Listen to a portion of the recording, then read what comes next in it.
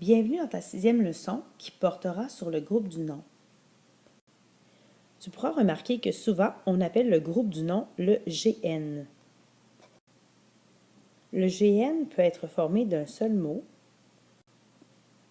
ou aussi de plusieurs mots.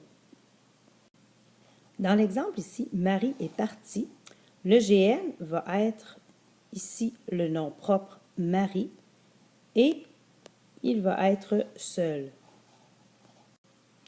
Dans notre exemple ici, lorsqu'il y a plusieurs mots, le GN sera les petits ballons. Alors ici, on va avoir plusieurs mots qui vont composer notre GN. Il faut retenir que le nom est le noyau du GN. Si on revient à notre premier exemple, Marie est partie, Marie va être le noyau ici du GN. Dans l'exemple avec plusieurs mots, les petits ballons sont beaux, dans les petits ballons, qui était notre GN, ballon va être le noyau du GN. Dans une phrase, il y a toujours des éléments qu'on peut enlever, qui ne sont pas essentiels. Par contre, le noyau du GN, lui, est essentiel. Si on regarde l'exemple ici, le fameux magicien, on ne peut pas enlever le noyau. Le noyau va être ici le mot magicien. On ne peut pas seulement dire le fameux, ça n'a pas de sens. Alors, le noyau est essentiel. Dans un autre exemple ici, on regarde un manoir abandonné. Le noyau va être le nom manoir. Alors, pour vérifier si c'est vraiment manoir le noyau, on regarde ici, est-ce qu'on peut enlever ce nom-là en disant un abandonné? Alors, ça ne se dit pas. Alors, le noyau ici est vraiment le mot manoir, qui est essentiel dans ce groupe de mots-là. Je te présente ici différentes constructions du groupe du nom. Alors, comme on a vu tout à l'heure, le groupe du nom peut être employé seul, seulement un nom. Par exemple, Igor est farceur. Alors ici, on a notre nom seul, notre nom propre Igor, qui forme le GN. On peut avoir aussi plusieurs mots qui vont former le groupe du nom. Un déterminant avec un nom. Alors, ici, c'est un fantôme. Alors, on a un déterminant 1 avec le nom fantôme. On peut avoir aussi un déterminant, un nom et un adjectif. Il hante une maison mystérieuse. Alors, le groupe du nom ici, le GN, est encadré avec un déterminant, notre nom commun qui est maison, avec un adjectif mystérieuse ici qui vient compléter, qui donne une information à notre nom. On peut avoir aussi un déterminant, un adjectif avec un autre nom. Il joue un vilain tour. Alors, un déterminant vilain qui va être l'adjectif et tour qui va être notre nom. Alors, dans un GN, l'adjectif complète le nom. C'est un complément du nom. Ici, on voyait mystérieuse nous donner une indication, à savoir de quelle façon était la maison.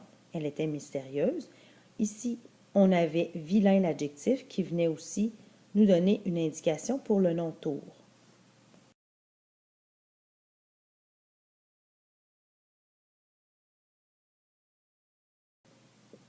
Cet adjectif peut être effacé. Alors, on pourrait l'enlever de la phrase et ça pourrait ne rien changer à notre phrase, comme par exemple, il hante une maison mystérieuse. On enlève mystérieuse, il hante une maison. La phrase est complète comme ça aussi. Il joue un vilain tour. Alors, on peut enlever vilain, ce qui va nous donner il joue un tour. Alors, ce n'est pas essentiel à la phrase. On dit que ce sera une expansion de la phrase lorsqu'on va ajouter des mots, comme par exemple des adjectifs, à notre GN. Dans un autre exemple, ici, il vit dans une forêt secrète. Ici, l'expansion sera notre adjectif secrète. Et comme on le voit ici, on peut l'effacer. Ça se dit très bien. Il vit dans une forêt. Alors, le noyau ici va être le mot, le nom, c'est-à-dire forêt.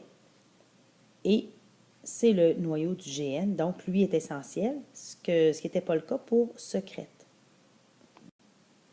Dans un autre exemple ici, je n'ai pas peur des sombres fantômes, notre GN va être le groupe de mots ici des sombres fantômes qui vont former notre GN. On peut enlever, par contre, l'adjectif sombre parce que notre noyau va être vraiment ici le nom fantôme. mais sombre peut être enlevé. C'est notre expansion, comme on disait tout à l'heure, du GN. On peut dire « je n'ai pas peur des fantômes ». Ça se dit très bien. Donc, notre noyau était vraiment ici le mot « fantôme ». Je vais te présenter d'autres constructions du GN. Si on regarde ici le petit tableau, tu peux remarquer que le GN peut être formé d'un déterminant, d'un nom, du petit mot « à » qui est une préposition, avec un mot ou un adjectif qui va compléter le groupe du nom, qui va être une expansion. Par exemple, je cherche une cuillère à soupe. On a le déterminant une, le nom va être cuillère, et ici notre proposition à, avec un nom commun qui va être soupe, qui va faire partie du GN aussi. Notre GN peut être formé aussi d'un déterminant, d'un nom, d'une autre proposition qui peut être de, et d'un mot qui va faire l'expansion du GN, qui peut être un nom aussi ou un adjectif. Exemple, je prends mon chaudron de cuivre, alors mon qui va être mon déterminant, chaudron qui est mon nom, la préposition de, avec le nom aussi qui va venir compléter mon GN. Pour terminer ici, on peut avoir aussi un déterminant, un nom et un autre mot qui va compléter notre GN. La sorcière Kyria aime cuisiner. Alors, on a notre déterminant, notre nom aussi, et notre nom propre qui va terminer notre GN. Dans le GN, le ou les mots placés après le noyau forment un complément du nom. Ce complément peut être effacé, c'est une expansion. Par exemple, si on retourne dans notre tableau, je cherche une cuillère à soupe va être notre expansion. On peut dire « je cherche une cuillère ». Deuxième exemple, je prends mon chaudron de cuivre. On pourrait dire « je prends mon chaudron ». Alors, de cuivre ici va être une expansion. C'est un complément du nom. La sorcière Kyria aime cuisiner. On peut avoir la sorcière aime cuisiner. Kyria, ici, va venir nous donner une indication supplémentaire, va compléter notre nom. Tout à l'heure, dans le GN, on a dit que le GN pouvait être formé d'un nom, d'un adjectif. On peut être formé aussi d'un nom et d'un autre nom. Alors, notre noyau, c'est vraiment ce qui ne peut pas être effacé dans la phrase. Par contre, si le GN est formé de deux noms, comme par exemple ici, une cuillère à soupe, cuillère est un nom et soupe est un nom aussi, alors le premier nom va toujours être le noyau. Ici, on a mon chaudron de cuivre dans le deuxième exemple. Alors, chaudron et cuivre sont deux noms, mais chaudron va être le noyau du GN. Alors, comme je disais, on prend toujours le premier nom. Alors, comme on disait, les mots placés après le noyau forment un complément du nom. Le complément, on peut l'effacer. Dans la phrase « Je prépare une recette de ma grand-mère », si on regarde ici, une recette de ma grand-mère va être mon GN. Alors, dans ce GN-là, il y a plus d'un nom. Tout à l'heure, on a dit que lorsqu'il y a plus d'un nom dans le GN, c'est le premier nom qui est le noyau. Alors, j'aimerais ça que tu essaies de trouver le premier nom.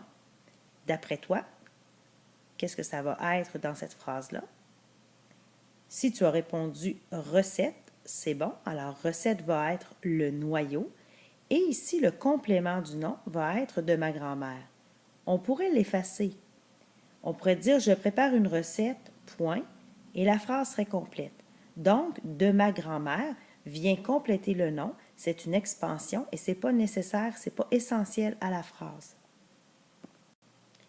Dans l'autre phrase ici, je vais acheter des déguisements de monstres. On va essayer de trouver le GN. Alors, le GN va être des déguisements de monstres. Je vais avoir ici mon GN. Alors, on essaie de faire comme tout à l'heure. Essaie de me trouver quel mot va être le noyau dans le GN ici, des déguisements de monstres. Alors, si tu as trouvé le mot déguisement, qui va être notre noyau, tu as réussi, c'est bien ça. Ici, le complément du nom va être de monstre. On peut l'enlever. On pourrait dire la phrase je vais acheter des déguisements, point. De monstre, ici, va être un complément, comme je viens de te dire, qui va donner une indication aux sortes de déguisements qu'on va avoir. Dans notre autre phrase, elle ouvre ses vieux livres de magie. Alors, notre GN va se retrouver ici, ces vieux livres de magie. Ça va être notre GN. Pendant ce temps-là, j'aimerais que tu essayes de me trouver le noyau, c'est-à-dire le nom. Alors, si tu as trouvé livre, tu as la bonne réponse. Alors, livre va être notre noyau. Ici, vieux va être un adjectif et de magie va être un autre nom. Par contre, ce n'est pas le noyau, c'est un complément du nom qui nous indique quelle sorte de livre on a. Alors, on pourrait seulement dire « Elle ouvre ses livres, point ». Alors ici, on peut enlever « vieux » qui est un adjectif et « magie » qui est un nom, qui sont des expansions dans le groupe du nom, qui sont là pour donner des précisions, mais qui ne sont pas essentielles. Alors, ça termine ta 6e leçon. Ce qui est important de retenir dans tout ça, c'est qu'il ne faut pas oublier de faire tes crochets pour les accords du GN dans ton code de correction. C'est ça qui va te permettre de bien les accorder, de bien les écrire aussi. Alors, je te laisse là-dessus et on va se revoir pour les accords justement du GN plus en détail dans la leçon 7. À bientôt!